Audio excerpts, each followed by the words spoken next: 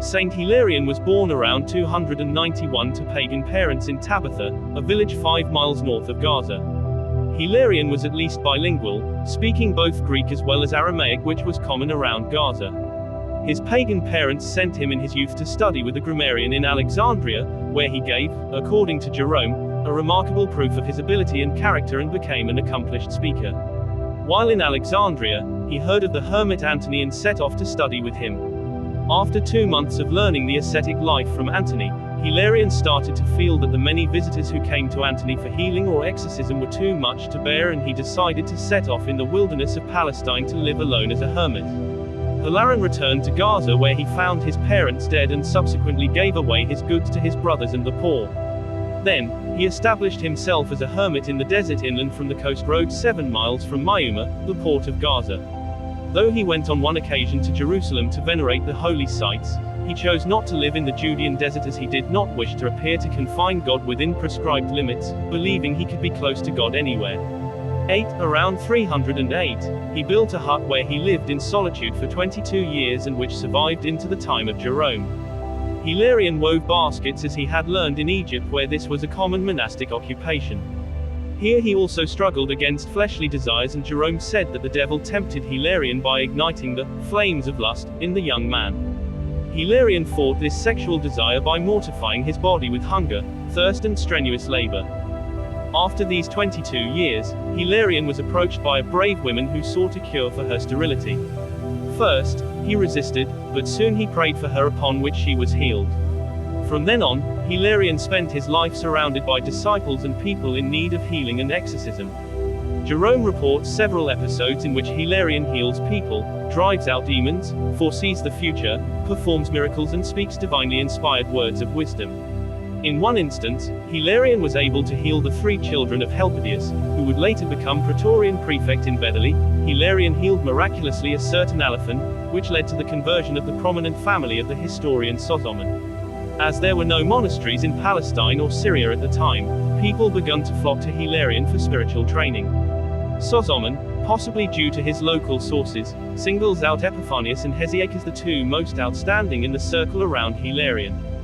13. Epiphanius of Eleutheropolis became his disciple after returning from Egypt and would later go to Cyprus, where he introduced monasticism and was elected bishop of Salamis around 367-368. With many more people seeking his guidance, he established a monastery during the reign of Emperor Constantius, 337-361, which, by the time he was 63, consisted of a large community with many visitors. Hilarion remained in Gaza until 3 years after the death of Antony, around 356, upon which he went to the place where Antony had died in Egypt in order to escape the crowds that visited him. While he was there, the pagan Julian became emperor of the East in the winter of 361-362, and the city authority of Gaza attempted to arrest Hilarion, who then had to flee. Jerome's and Sosomon's account differs slightly, as Jerome writes that Hilarion escaped arrest in Egypt and lived there until Julian's death before traveling to Sicily. Hilarion went, according to Sosomon, directly to Sicily. 2. From there, he went soon to Epidauros in Dalmatia, where he was said to have stilled the sea during the tsunami of the 21st of July 365 by drawing 3 crosses in the sand. Immediately after that, he went to Cyprus. Hilarion was welcomed in Cyprus by his old disciple Epiphanius, who encouraged him to stay. He initially settled near Paphos but later retired to a more remote place 12 miles away. Here, Hilarion died at the age of 80 and was buried. 10 months after Hilarion's death, his disciple Hesychius stole his body, which was perfectly preserved and smelled sweetly, and interred it in his own monastery at Mayuma. Sosomon reports that after Hilarion's body was interred at his monastery, the local population started to celebrate an annual festival at the place.